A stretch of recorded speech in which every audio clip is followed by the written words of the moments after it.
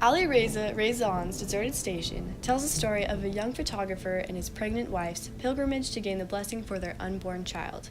After their car breaks down in the middle of the desert, the mother meets all of the young children in the neighboring village, who have all been orphaned in some way.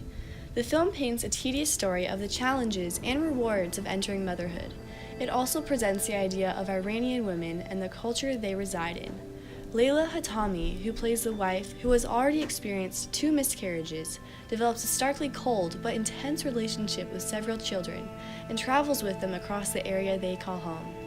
Most notably, an abandoned train station just outside the village where she experiences a shift in her pregnancy from feeling ambivalent to embracing it. The entire movie is filmed with a desert backdrop only including gray and sandy colors, so the objects placed in front of the camera are drawn special attention to.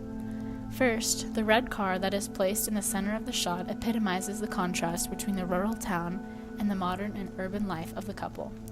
Next, the wife becomes the focal point of the camera when she is seen in a brightly colored headscarf amongst the sandy desert, characterizing her as a mortal and primal object to which the rest of the story will develop on.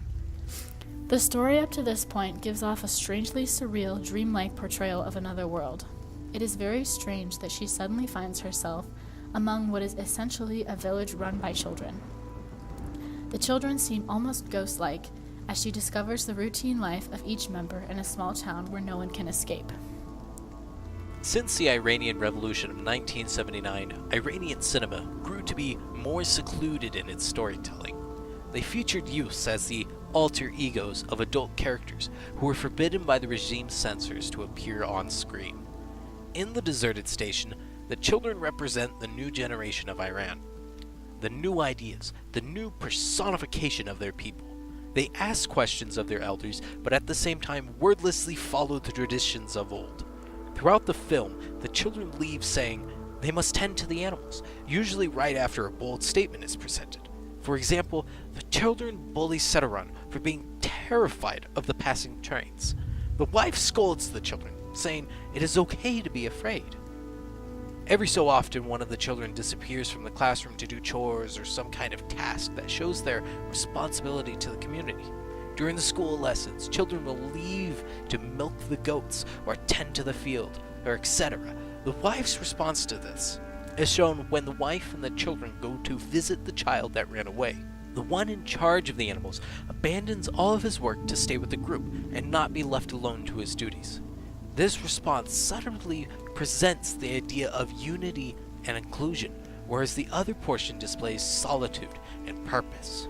Before the wife came to the village, everyone had a role separate from the other children, and now their roles are meaningless since they stay together through each of the tasks. The consequences are present, but they are not important to the development of the theme. This idea of community can also be seen in the station itself, as the only man working there is Mr. Fazullah. He is the all-in-one that can do anything, but when he is unavailable, the women take control and they do the duties in his stead. This is given credence by the children who say all the men left a long time ago to work in the city. They are not spoken of aside from that fact. It is assumed that all the women do the tasks that are normally done by their husbands and sons. It all presents a case of unity and purpose that is even more juxtaposed by the arrival of the wife and her willingness to teach the children. Everything is presented through the children, and the children are saying that women can do the same as men. The Iranian Revolution set forth many actions placed on censorship in the film industry. Reza J. Pudeh states that the development of Iranian film in the late 20th century was a cinema which was sometimes nurtured and financially encouraged by the government, yet at other times censored or banned by it. Deserted Station was likely released under fewer censorship restrictions than if it had been released 5 to 10 years earlier. However, the number of movie theaters in Iran decreased dramatically between 1976 and 2007, countering the growing population. A surge of illegal activity occurred in response to the shortage of cinemas where people could watch movies legally. Commercial films from Hollywood and festival films, which were made with the intention of negatively representing Iran internationally, could be purchased on the black market and were quite frequently. Deserted Station appears at first glance to be a film with no real purpose, no presence, no reasoning, just a day in the life of a couple. But underneath, it tells the troubles of an aspiring mother and her woes for the unborn. It presents ideas of the women of Iran and the troubles of their lives, and then it ends.